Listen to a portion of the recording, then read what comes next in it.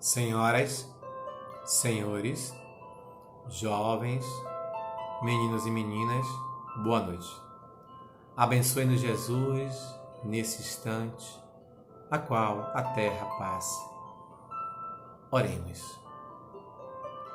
Jesus amado, nesse momento, clamamos a Tua presença, rogamos a presença dos benfeitores espirituais, a fim de que nossas mentes e corações possam ser preenchidas e ampliadas na razão do amor e no amor da razão. Que essa noite possamos juntos refletir sobre um tema que é de tamanha importância para todos nós. Por isso, Senhor, fortalece-nos, dai-nos a coragem, porque a nossa busca no Teu Evangelho, sobretudo, é para isso. Para ter esperança, para ter fé e para ter coragem. Sê conosco, hoje, agora e sempre. Meus amigos, minhas amigas, meus irmãos, senhoras e senhores, uma vez mais, boa noite. Queremos aqui, nesse momento, agradecer ao nosso irmão Alain pelo convite de retornarmos a esta casa de amor, porque ainda que seja de maneira virtual, mas é uma maneira de nos reencontrarmos. É sempre gratificante retornar à Seara da Estrela, a Estrela da Seara, como eu costumo brincar nesse jogo de palavras, e é uma felicidade muito grande. Alain nos deu para as nossas reflexões um estudo em torno do livro da mentora Joana de Ângeles, Rejubilat, psicografia naturalmente do nosso Divaldo, e o tema da noite de hoje é culpa e arrependimento. Nós iremos começar então pedindo licença a vocês para que a gente possa fazer uma pequena leitura em torno do texto. Diz assim: nos painéis mentais do ser deambulante pelo corpo físico, muito facilmente se inscreve a culpa como resultado das atitudes que vão contra a ética do comportamento. Aqui vem uma reflexão, algumas, né? Primeiro, Joana escreve de uma maneira escorreta, né? Ela diz: nos painéis mentais do ser deambulante. O que é deambulante? É aquele que vaga, aquele que está de passagem. Então, nós estamos de passagem nesse corpo físico. Aí ela diz: deambulante pelo corpo físico, aquele que vive temporariamente no corpo, muito facilmente se inscreve a culpa. Nós imprimimos a culpa em nós. Como resultado das atitudes que vão contra a ética do comportamento, as saudáveis leis do equilíbrio, podendo, porém, transformar-se, ao longo do tempo, em terrível látego. Látego é castigo, chicote, que aflige cruelmente. Então, em suma, ela está dizendo para a gente que, em nossos painéis mentais, nós, de maneira muito fácil, a gente imprime, a gente inscreve, a gente esculpe a culpa em função de escolhas. A vida é feita de escolha o tempo todo. Então, ela vai dizer que, como resultado das atitudes que vão de encontro, não é ao encontro, é de encontro à ética do comportamento, naturalmente aí a gente vai estar infringindo a chamada lei de Deus. Em O Livro dos Espíritos, Allan Kardec, na questão 621 de O Livro dos Espíritos, ele vai dizer assim: onde é que está escrita então essa lei de Deus? Já que Joana está afirmando para a gente que a gente faz o sentimento de culpa porque a gente infringe essa lei. E onde é que está essa lei? Essa lei, então, os Espíritos vão responder: estão inscrita, íncita em nossa própria consciência. É a marca de Deus em nós. Então, quando os chineses produzem algum material made in China, se é produzido, me lembro aqui quando criança, na Zona Franca de Manaus, made in Brasil, Zona Franca de Manaus, né? Quando existia a Zona Franca de Manaus. Então, nesse sentido, nós somos impressos com a digital de Deus, que é as suas leis. As leis morais ou leis naturais, que ela é única. Allan Kardec, em O Livro dos Espíritos, que é dividido em 4 partes, primeira parte das causas primeiras, causas primárias, espírito, matéria. Segunda parte, então, do mundo espiritual, do mundo espírita, né, do nosso retorno, como é que funciona. A terceira parte, leis morais ou leis naturais, as leis divinas. E a quarta parte, então, a gente vai ver das esperanças e consolações. Na terceira parte, Kardec, então, ele vai começar explicando o que é lei natural e depois ele vai dizer para a gente a lei divina. Ele vai dividir didaticamente para a gente ter uma fácil assimilação, porque ele faz uma série de perguntas e depois ele divide. Então, ele vai chamar de lei de adoração, lei de progresso, lei de sociedade, lei de destruição. E essas leis, que são 10, na verdade, depois que ele organiza, estrutura as perguntas e respostas, ele pergunta para os espíritos: o que vocês acharam da gente ter dividido essa lei em 10? E os espíritos, então, se fossem bem baianos, assim, de boa, tá ótimo. Desde que você se entenda, desde que você também, vocês compreendam que dentre essas leis que você dividiu metodologicamente, didaticamente para o aprendizado, que a mais importante é a última. É a lei de justiça, a lei de amor e a lei de caridade. Essa lei é curiosa porque ela tem muito a ver com um dos atributos da divindade que, particularmente, eu mais gosto. Deus é soberanamente justo e bom. E por ser soberanamente justo e bom, Deus ama a todos e a todas. Ele ama negro, branco, azul, verde e amarelo. Ele ama hétero, ele ama homo. Ele ama gordo, ele ama magro. Ele ama Madre Teresa de Calcutá, Irmã Dulce, Chico Xavier, Dalai Lama, Gandhi, Martin Luther King, como ele ama profundamente aquele que se encontra em desvio de caráter, aquele que se encontra à margem da sociedade, aquele que comete crimes hediondos. Deus ama de maneira igual, ele não faz distinção. Ele compreende que esses seus filhos estão em equívoco, estão doentes da alma. Que coisa curiosa. Por isso que ele vai dizer, os espíritos vão dizer a Allan Kardec, dentre elas a mais importante é a lei de justiça, de amor e de caridade. Mas Allan Kardec, ainda na questão 621, quando ele pergunta onde é que está escrita a lei de Deus e a resposta é na nossa consciência, ele vai fazer uma subquestão, a letra A da 621. Ele diz assim: visto que o homem traz em sua consciência a lei de Deus, se está escrita em nós, qual é, que necessidade havia ou haveria de lhe ser revelada, no caso aí, através do Livro dos Espíritos, da doutrina espírita? Qual o sentido se já está escrita? Então os espíritos vão responder: é que ele, nós, homens e mulheres encarnados, esquecemos e desprezamos. Quis então Deus que fosse relembrada. Mas a gente esquece e despreza não é apenas por aquilo que a gente aprende quando a gente começa a estudar o Espiritismo. Por exemplo, que existe o véu do esquecimento. Eles estão dizendo que ao longo do tempo, numa linha histórica, numa linha do tempo, a gente despreza, a gente prefere dar vazão, dar valor às questões materiais, mas não materiais dos bens materiais, tão somente, também, mas das questões do corpo, da matéria, do prazer, sabe? Do hedonismo, das sensações.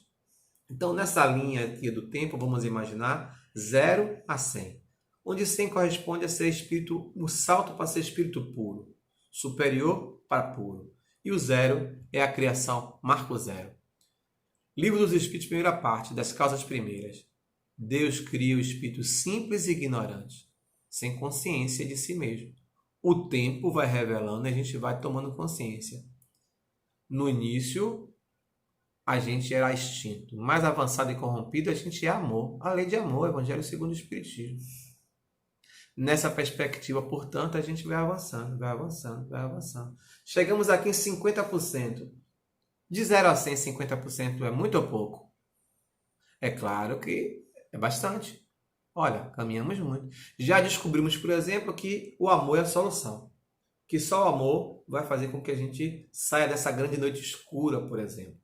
No entanto, nós temos muito mais experiência de 0 a 50 no primarismo no prazer, no hedonismo, nas sensações, nos desejos, do poder, do sexo, da gula e assim sucessivamente. A gente reage mais do que age. É natural, é um processo evolutivo. Então, o nosso tema noite de hoje é culpa e arrependimento. A gente faz culpa, como Joana disse.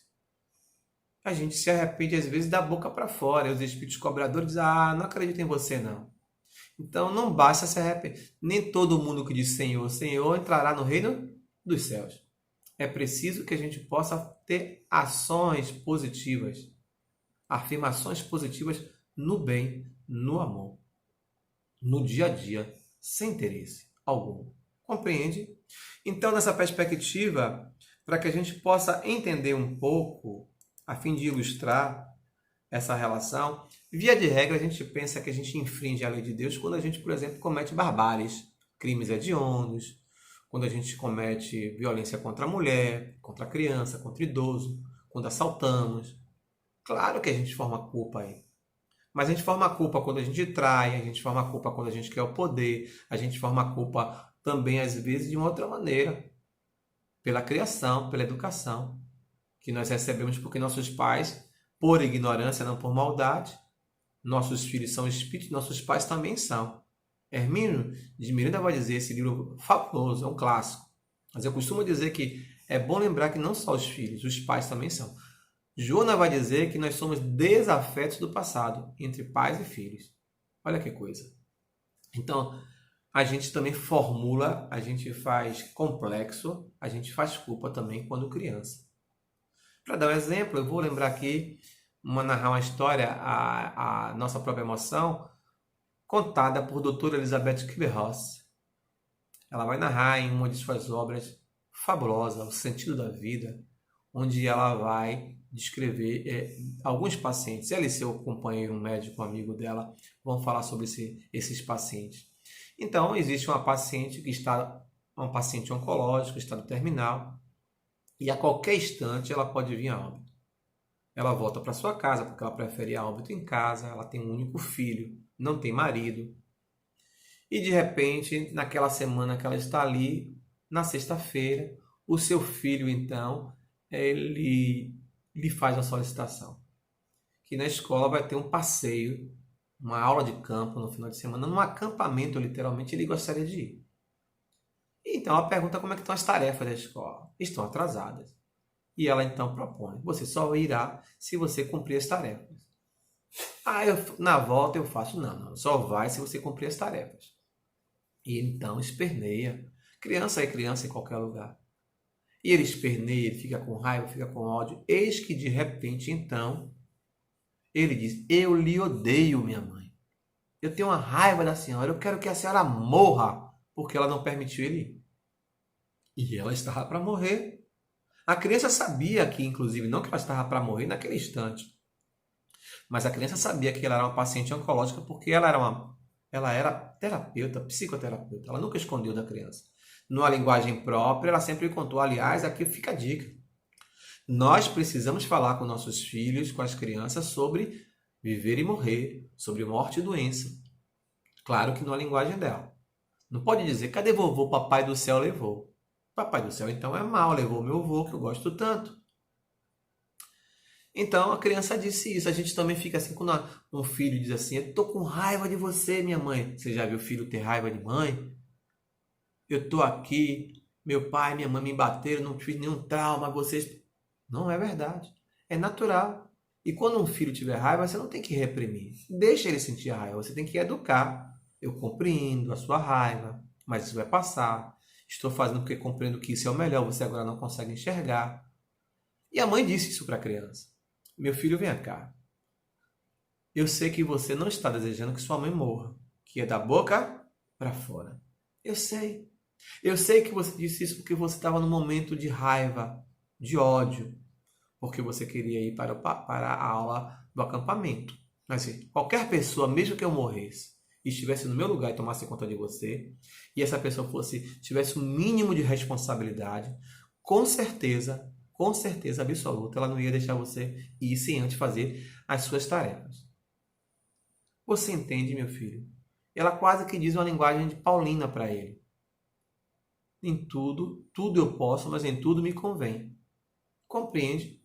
Então, ela disse, olha, você sabe que mamãe está doente, muito doente. E a qualquer momento mamãe pode fazer a passagem, a partida, que ela já conversava com ele há um tempo.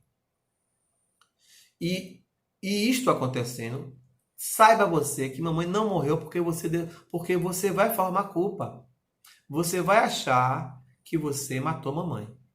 E você não matou mamãe. Você entende? Aí a criança começou a chorar. A criança começou a chorar e saiu. E ela preferiu que ele saísse. Porque ela estava morrendo. E ela foi a óbito. Ela foi a óbito. Veio o sepultamento, morreu. Os anos se passaram. Um belo dia a criança estava mais adolescente para adulto, para jovem. Ou jovem para adulto, para o jovem adulto. Eis que mexendo nas suas coisas, ela encontrou uma carta. Carta ao meu filho. Naquele dia que ele saiu do quarto, a criança pediu à doutora Elizabeth Kübler-Ross, que estava acompanhando ela, caneta e papel, e ela fez essa carta. Porque ela era terapeuta, ela sabia do que estava fazendo. Então ela sabia que o filho ia formar culpa. Então nessa carta, agora com a linguagem mais elaborada, ela diz, você não tem culpa, meu filho. Você lembra? Mamãe já estava doente há um tempo.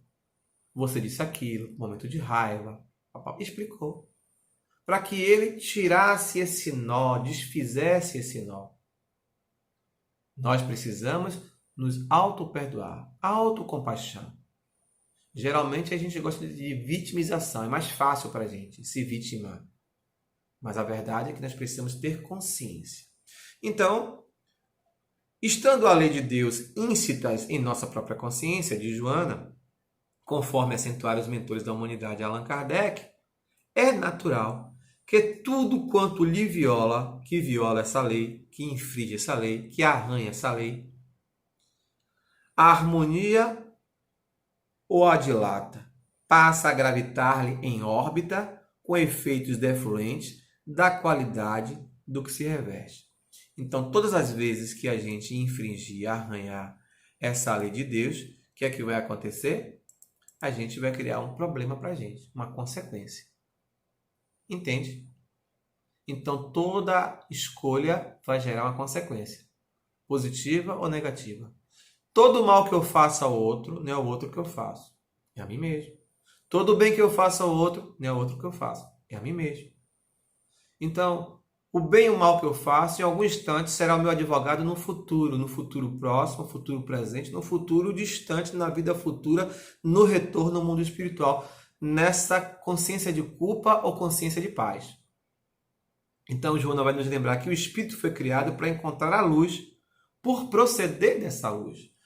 Nós somos de procedência divina, nós temos o dedo de Deus em nós, através da lei, no caso aí, divina, da lei de Deus, que está inscrita, íncita em nossa consciência. Então, todos nós temos a necessidade de expandir o nosso psiquismo, vai afirmar Joana, que ainda dorme em nós em estado latente. Então, nós somos sede perfeito como o vosso Pai Celestial é perfeito, afirmou Jesus. Claro que ele sabia que nós não íamos chegar à perfeição, mas somos seres perfectíveis. Então, nós erramos, como a gente disse no início, porque a gente despreza, a gente prefere esquecer a lei de Deus para dar vazão a prazer, a desejo, aos sentidos hediondos, por exemplo. Hediondos não, mundanos. A gente quer dar vazão ao nosso hedonismo. O hedonismo é o prazer a comer, o prazer, as sensações da sensualidade, do corpo, da sexualidade. Então a gente se equivoca nesse sentido. Então essa história de doutora Elizabeth Kübler-Ross é para nos chamar a atenção. Mediante uma delicada comparação em relação a isso que Joana está falando para a gente, eu destaco para aqui, para essa noite, que Jesus se referiu a esse tesouro adormecido no inconsciente profundo, quando ele afirmou que a semente que não morrer, não viverá. Grão, uma semente de ilusão, tem que morrer para germinar. Gilberto Gil, plantar em algum lugar. Percebe? Uma hora ele fala drão, que é de Sandra, de Sandrão, sua ex-esposa. E outra hora ele fala grão, de semente. Então ele está dizendo, grão tem que morrer para a gente, tem que ter... Aí é simbólico, a morte transformadora, que pode ser de fato a morte através das sucessivas desencarnação e reencarnação, e a gente vai se transformando, vai se reinventando, vai renascendo, como também na mesma existência a gente pode deixar morrer em nós o homem e a mulher velho e velhas que habita em nós. Então é importante essa reflexão para que a gente possa entender que na raiz de qualquer transtorno do nosso comportamento, existe em nós um conflito moral, um trauma. Que esse conflito pode ter sido constituído numa outra existência, não necessariamente na última, mas pode ser há 200, há 300, há 500, há 1000 anos, mas só agora Deus dá o frio conforme o cobertor. A gente só vai passar por aquilo que a gente pode passar, tem necessidade e condições de passar. Entende? Jamais será algo que a gente não possa passar. A gente pode até perder na prova, mas a gente tinha condição de passar. Porque Deus é soberanamente justo e bom. Nunca nos esqueçamos disso.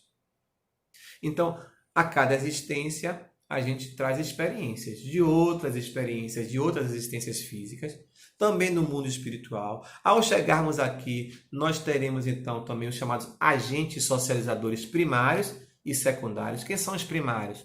Os nossos pais, as pessoas que coabitam em nosso lar, que pode ser, inclusive, quando temos condições, a babá, a empregada doméstica, a tia que mora com a gente, a avó, o irmão mais velho, o pai, o padrasto, a madrasta. Esses seres são agentes socializadores. Eles influenciam muito em nós, porque guardam uma forte relação emocional, tanto do presente, existencialmente falando, quanto também, claro, ninguém se reúne ao acaso.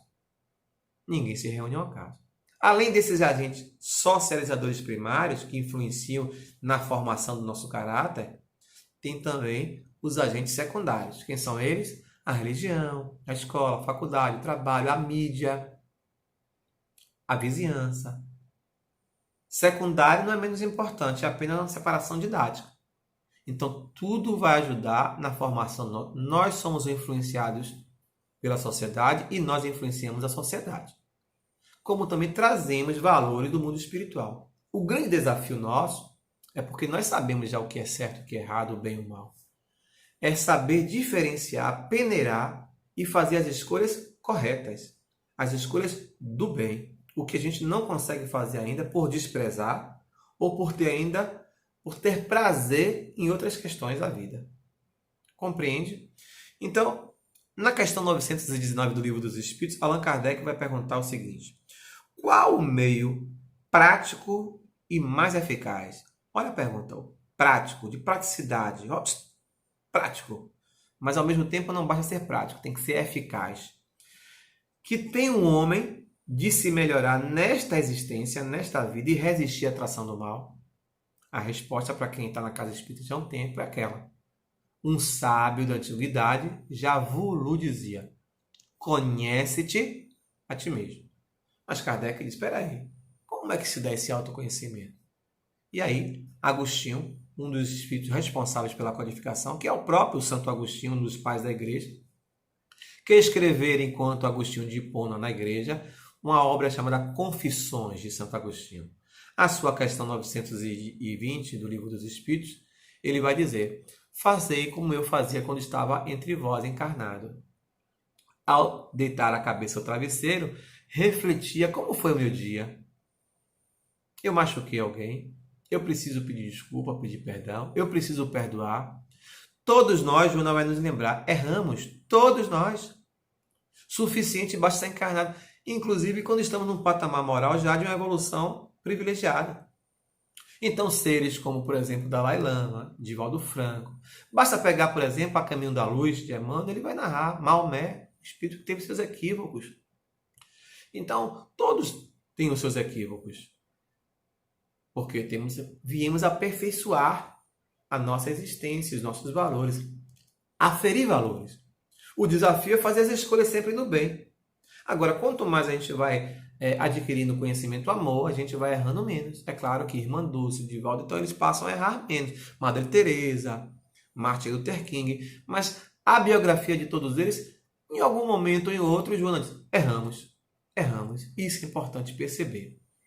Então eu sempre tenho que estar fazendo reflexão, como é que eu estou e como é que eu me vejo. Essa reflexão é fundamental, importantíssima. Todos nós usamos máscaras. A palavra máscara, do grego, vai dar origem a outras palavras que nós conhecemos muito bem às vezes, que é persona, personagem, personalidade. No antigo anfiteatro grego, os atores, quando eles iam se apresentar, então eles moldavam máscaras de papel com imagens da raiva, da melancolia, da tristeza, da alegria. E toda vez que eles iam interpretar, então naquele momento, eles colocavam a máscara da alegria, da tristeza, da reflexão, da admiração, da angústia, do medo. Aquela máscara representava. Daí então nasceu personagem, personalidade. O nosso caráter é formado a partir daí. A cada existência que nós reencarnamos na Terra, nós trazemos, como dissemos há pouco, os nossos valores, as nossas experiências no passado reencarnatório. Trazemos também do mundo espiritual o nosso aprendizado, como também, claro, aqui ganhamos novas experiências através das relações, dessas influências, desses agentes socializadores primários, desses agentes socializadores secundários. Ok? Nesse sentido, portanto, esse ensinamento que Jesus falou, que eu li para vocês nesse instante, né? Fazendo essa lembrança, o que foi que Jesus disse? Ó, fazer uma lembrança aqui. A semente que não morrer, não viverá. A semente que não morrer, não viverá. Esse ensinamento nos leva a interpretar que o mergulho, nosso mergulho enquanto espírito, no corpo, produz em nós esse amortecimento da nossa lucidez plena. Vai nos facultar desenvolvimento das nossas potencialidades. Porque mesmo que a gente ainda se equivoque, somos equivocados, somos filhos e filhas do Calvário, mas também temos em nós a perfectibilidade, somos filhos do perfeito de Deus. Então a gente veio burilar, trabalhar as nossas sombras, como também a gente veio extrapolar, transcender aquilo que é luz. A sombra trazer para a luz, trazer do inconsciente para o consciente. Essa é a proposta que existe em nós. Então, nesse sentido, é que vem essa reflexão que a gente fazia há pouco. Primeira coisa que a gente precisa entender é que o erro em si, ele não é ruim. Olha o que Joana diz. O erro, o comprometimento em razão das atitudes infelizes não são maus, e sim males que favorecem com a experiência de como não mais comportar-se dessa maneira. De novo, o erro, o comprometimento em razão das atitudes infelizes, das nossas escolhas ruins, das nossas más escolhas, quando a gente despreza a lei de Deus, não são maus. Os erros em si. A gente erra por ignorância, por desconhecimento do amor, das leis de Deus. Por isso que ela vem agora para ser lembrada para a gente, para ver se acelera o nosso processo de evolução.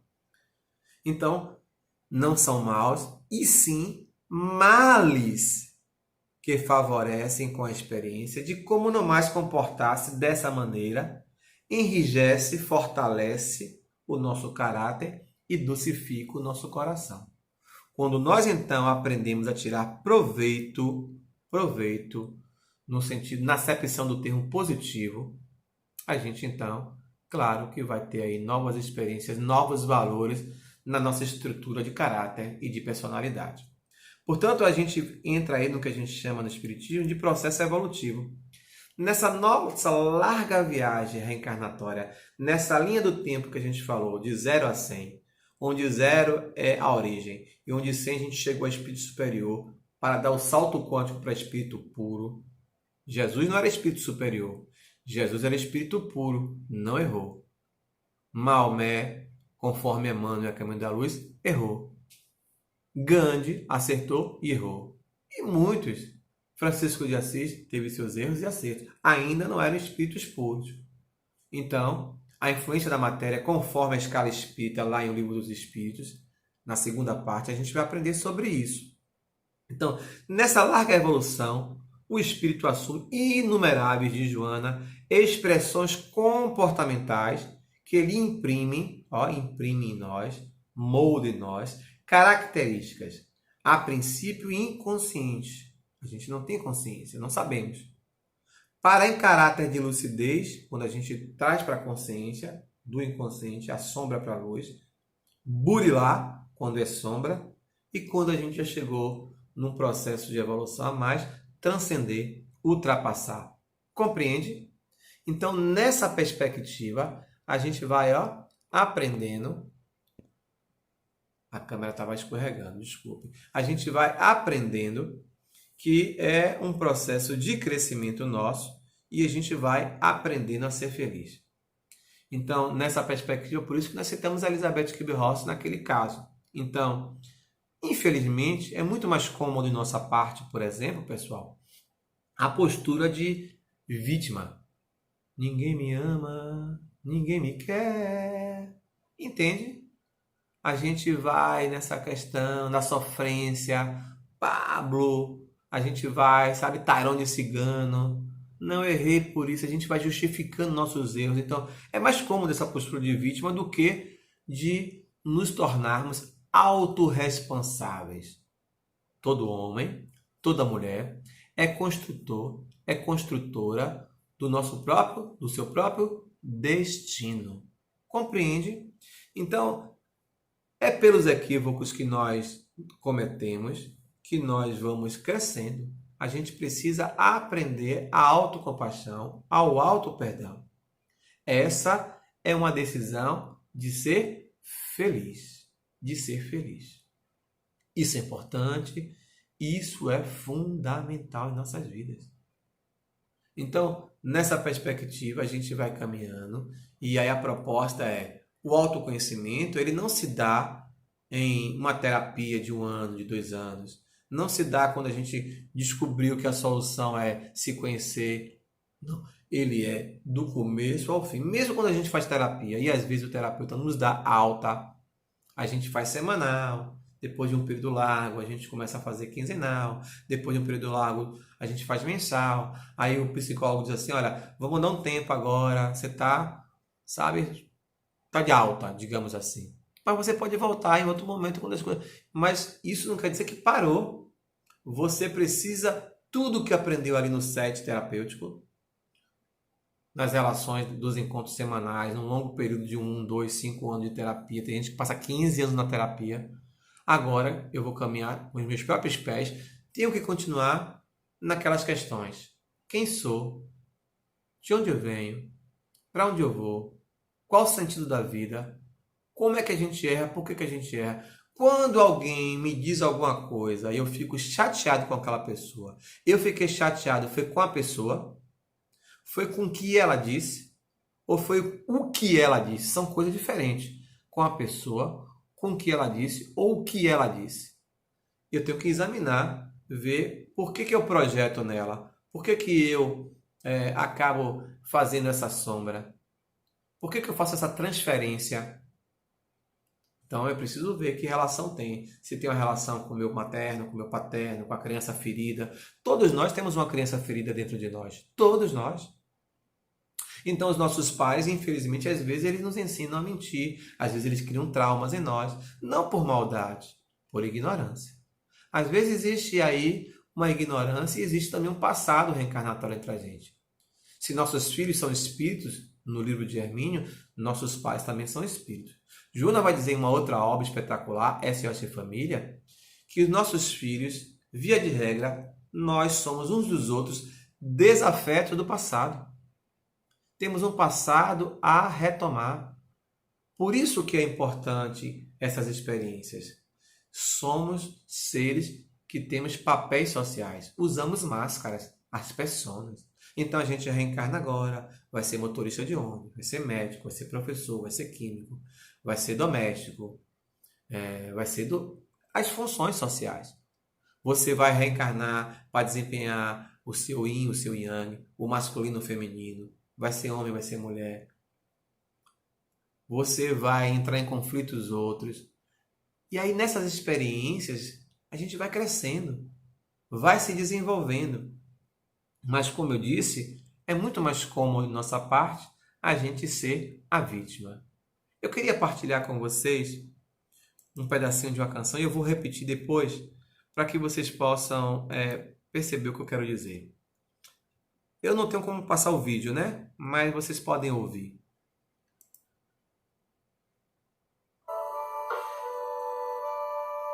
Eu sou maior Do que era antes, eu sou melhor do que era ontem.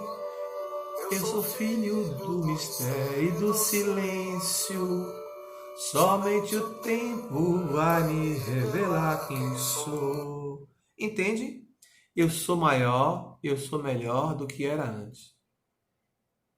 Porque eu sou filho do silêncio do universo e do mistério. Filhos e filhas de Deus. Somente o tempo vai me revelar quem sou. Os elementos químicos, os átomos, eles tomam uma forma física e que a gente está vendo ali uma ilusão. É com o microscópio, é com a lente de aumento que a gente vai se aproximar e vai ver. Assim são as relações. As relações interpessoal com os outros. A gente vai se revelando, o outro se revela pra gente, a gente vai tendo feedback, a gente vai se conhecendo, quando a gente se permite, porque somos uma caixinha de surpresa. Mas também na relação intrapessoal, é uma relação comigo mesmo, o autoconhecimento. Compreender por que eu me auto-saboto, por que eu tenho essa atitude. Então só o tempo vai me revelar. Essa lente de aumento aqui agora é o autoconhecimento, é a terapia, é a relação do grupo religioso, se você é católico, se você é espírita, se você é budista, se você é ateu. Porque nós criamos em nosso imaginário, por exemplo, que a figura ateia, o ateu, é uma pessoa má. Nem sempre. Quantos... Divaldo disse um dia, e Papa Francisco também disse a mesma coisa. Eu prefiro um ateu honesto, correto, do que um religioso hipócrita. E a hipocrisia e a hipocrisia nós vamos encontrar nos meios religiosos, inclusive no meio espírita. E somos nós. Eu ainda, por exemplo, não sou tudo o que eu falo, o que eu prego, o que eu recomendo, o que eu reconheço de comportamento. Eu ainda erro muito, me equivoco, escorrego, mas é muito, não é pouco, não. Não vou revelar para vocês, porque vocês também nem nada, nem nenhum bicho de sete cabeças, né? Mas é importante, inclusive, também essa reserva. A gente não pode estar falando para todo mundo sobre as nossas. Imagine se eu chegasse para vocês, fosse uma presença física. Gente, estou aqui hoje recuperado, mas eu já matei, já roubei. Hoje encontrei a Jesus e hoje eu estou bem. Na saída da palestra, digo: alguém quer uma carona comigo aí? Entende? Então, assim, o outro não precisa saber da minha sombra. Quem precisa saber sou eu. Isso é importante. Eu que tenho que ter a minha autocompaixão, mas não tenho que ter a minha autovitimização. Eu preciso me encontrar. Pierre Vai, o psicólogo, muito conhecido por várias obras, uma delas, talvez a mais conhecida de todos no Ocidente, chama-se O Corpo Fala Sem Palavras. Dr. Pierre vai narrar que certa vez ele se encontrava passar uma temporada por experiência em um mosteiro beneditino. Quando ele foi para esse mosteiro, na primeira noite ele percebeu que os monges não tinham empregados e empregadas. Eles dividiam tarefas. E aí, nessa divisão de tarefas, o monge então tirou o prato, botava o prato, enfim, aquela coisa toda. E aí, quando terminou o jantar, resolveu pegar o seu prato e tirar também. Os monges disseram: não, o senhor é nosso convidado, pelo amor de Deus, doutor. Ele disse: não, vivemos em comunidade, estamos em comunidade, eu vou fazer a minha parte. E Pierre então fez a parte dele, os monges então silenciaram. No entanto, Pierre, quando foi dormir, ele fez reflexões. Ele pensou profundamente. Por que eu tive essa atitude? Por que eu quis ajudar, tirar a mesa, lavar os pratos? Eu fiz isso porque já compreendo da importância da partilha, do viver em comunidade? Ou eu fiz isso para me sobressair? Se fosse baiano, para me amostrar? E ele então, num profundo momento de autoconhecimento, semelhante a Confissões de Santo Agostinho, ele colocou a cabeça no travesseiro e refletiu. E foi honesto consigo mesmo. Ele disse: eu não lavei os pratos porque eu compreendo a importância do trabalho comunitário, mas porque eu queria me sobressair diante dos outros. Então eu tenho que estar sempre atento, atento. Tem cuidado também com a falta de autoestima, ou a baixa autoestima. Porque às vezes o ego também tem um cuidado muito grande, porque o ego insufla. A gente projeta sombra. Geralmente aquela pessoa que grita o outro, você sabe com quem você está falando? Na verdade, aquela pessoa tem um complexo de inferioridade. Então, para poder ela não ficar se sentindo inferior, ela aí fala mais alto, berra, grita, fala, é grosseiro, é agressivo e às vezes até fisicamente. Ao contrário também se dá quando você tem a baixa estima. Então a gente precisa sempre, nossa consciência e nossa inconsciência, a gente pode aqui agora, a nossa simbologia, dizer assim, existe um iceberg. Um iceberg é uma pedra, um cubo de gelo imenso boiando no mar. Quando você olha esse iceberg no mar, gigante, do tamanho de uma sala, do tamanho daqui do centro da Seara, distrito da Seara, é grande, não é? Mas o iceberg que você está vendo é esse tamanho todo? Ou ele é maior? Maior. E onde está a parte maior? Submerso. O que está submerso é o nosso inconsciente. E o que está emergido é o nosso consciente, a nossa consciência. Nesse sentido, então, a gente precisa compreender que, às vezes, nós temos uma coisa boa, por exemplo, tocar violão. Às vezes a pessoa toca bem violão sozinho, as notas, olha, dedilha como ninguém. É um Villa-Lobos, é um Caetano, é um grande guitarrista. Percebe? Mas sozinho. Alguém assim, nossa, João, você toca tão bem, vamos tocar ali. Publicamente ele não consegue. É tímido. Na verdade, ele não é tímido, ele é reservado, ele não se conhece. Por que ele se comporta assim? Então, veja, é uma habilidade, é uma coisa positiva, mas que se encontra na sombra, tem que trazer para a luz, para a consciência. Às vezes também é uma sombra negativa, digamos assim. Não gosto muito de dar nomes, não, mas vamos lá. É uma sombra negativa. Por exemplo, existe um filme muito interessante, que é uma animação, que chama-se Divertidamente. Não é divertidamente, porque aí é uma diversão. É divertidamente, são duas palavras. Então o autor teve uma alegria muito fantástica de mostrar como é que a mente funciona de maneira divertida. Então fala sobre as emoções, sobre os sentimentos. Então tem o nojinho, a repulsa, a raiva, a alegria, a tristeza. E o filme nos mostra o que a gente aprende em psicologia. Todos os sentimentos, todas as emoções têm a sua razão de ser, a sua importância. Então, ter raiva é importante. É uma sombra que você traz para a consciência e deixa ela guardada. Ela pode, por exemplo, a raiva pode te proteger. Você pode estar com uma baixa estima, sofrer uma traição, mas a raiva bem dosada pode fazer você não cometer o suicídio, por exemplo. Compreende? Assim também, por exemplo, o medo. O medo, ele como bem dosado, faz com que você vá ao zoológico e não enfie a mão, por exemplo, na jaula do leão. O nojinho, a repulsa, como aparece lá na animação.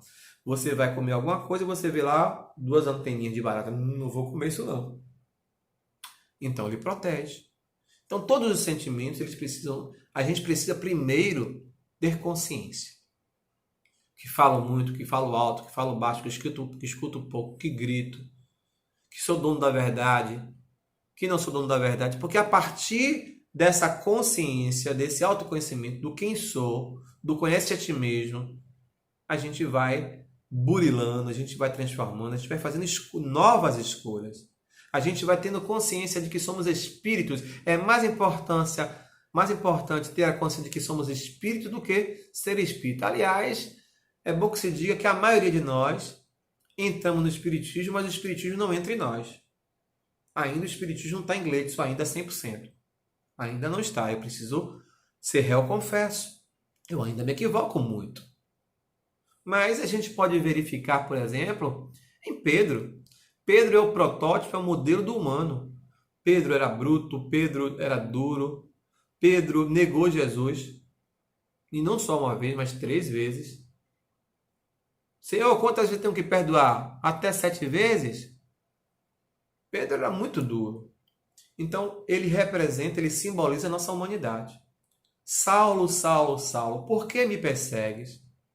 Então, naquele momento, daquela cegueira simbólica, ele deixa morrer o homem velho, pergunta, Senhor, que queres de mim? A partir daquele momento, começa a processar uma transformação. Não foi naquele instante, como a gente pensa, na estrada de Damasco, ele caiu, levantou, foi para a hospedaria, chegou lá, depois Ananias foi, deu um passo que Jesus mandou, curou, ele voltou a enxergar, e aí ele mudou, virou Paulo de Tarso? Não. Naquele momento, ele ficou 7 anos imerso no deserto, em meditação, em sua plena transformação, buscando se conhecer. Era um perseguidor ferrenho, assassino de cristãos, a gente precisa lembrar sobre isso. Mas sua única existência, ele mudou, transformou. Eu sou melhor do que era ontem, e bem melhor do que era. Eu sou filho do universo e do silêncio. Somente o tempo vai me revelar quem sou. Entende? Eu vou falando aqui, vou tentar abrir essa canção para a gente. Então, nessa perspectiva, a gente vai aí entendendo essa importância. Que precisamos descobrir em nós as sombras, as projeções, entender por que eu me comporto desta ou daquela maneira. E é só compreendendo desta ou daquela maneira é que a gente vai se apropriando. Como na animação que eu falei, onde naquele instante, né, a animação divertidamente, assista essa animação, não é para criança, é para criança e para adulto. A gente vai verificar, por exemplo, que todas as emoções, todos os sentimentos têm a sua razão de ser. Daí então a gente vai começar a compreender, por exemplo, essa relação de culpa e arrependimento. Nem todos que dizem Senhor, Senhor, vai entrar no reino dos céus. Eu preciso não só me arrepender, mas eu preciso tomar consciência de e preciso agir no bem. A moeda de troca, a saída é o amor. Então, se errar, errando, maltratado, vilipendiado, perdoe. Perdoe sempre, porque nós precisamos de perdão. Todo mal que eu faço e todo bem que eu faço ao outro, não é o outro que eu faço. É a mim mesmo que eu estou a fazer. Eu preciso entender isso. Então, vamos aqui ouvir um pouco? Frequência de 1510 quilociclos, ondas médias de 198 Hz. Então, aqui é o nosso Tony Black, mas o senhor Milton Nascimento, né? Estão no estúdio, e aí começa mais ou menos assim. E eu quero um pouco dos túneis de São Paulo. Vou silenciar. Eu sou maior do que era antes. Estou Melhor do que era ontem. Eu sou filho do mistério e do silêncio. Somente o tempo vai me revelar quem sou. Olha um pedacinho da letra.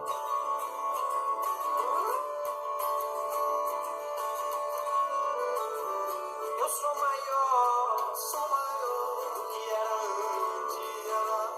antes.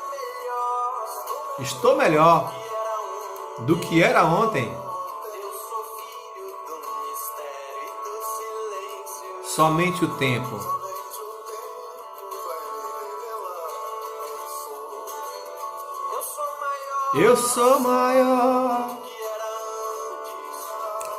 Estou melhor do que era ontem. Eu sou filho do mistério e do silêncio. Somente o tempo vai me revelar quem sou. As cores mudam, As cores mudam. as mudas crescem. As mudas crescem. Quando se desnudam, Quando se desnudam. quando não se esquece Quando não se esquece. daquelas dores que deixamos para trás, sem saber que aquele choro Valia ouro. Então, sem saber que aquele choro valia ouro. Aquilo que Joana falou para a gente nesse instante.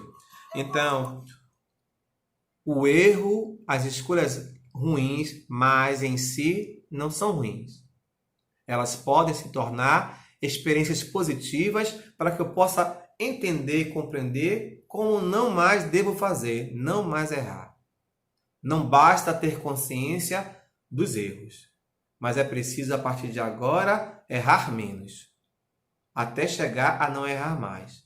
Não existe não errar mais, existe errar menos. Nos encontramos na Terra, todos erramos. Então, quando alguém errar comigo, conosco, perdoe, ele está doente da alma. Assim a gente encerra essa noite, dizendo: Senhor Jesus, muito obrigado pela oportunidade de estarmos todos juntos. E que possa, Senhor, essas reflexões terem tocado os nossos corações, a fim de que hoje saiamos daqui melhor do que chegamos. Porque eu, você, todos nós somos melhores do que éramos ontem. Que Jesus nos abençoe. Um beijo no coração. Até a próxima, se Deus quiser. Nossa gratidão ao nosso Alain. Tudo de bom para vocês. A cada lua, a cada sol, se era certo ou se errei, se sou súdito, se sou rei, só me atento à voz do rei, saberei, eu sou maior Do que era ontem, eu sou melhor. Do que era ontem, eu sou filho do Senhor e do silêncio. Somente o tempo vai me revelar quem sou.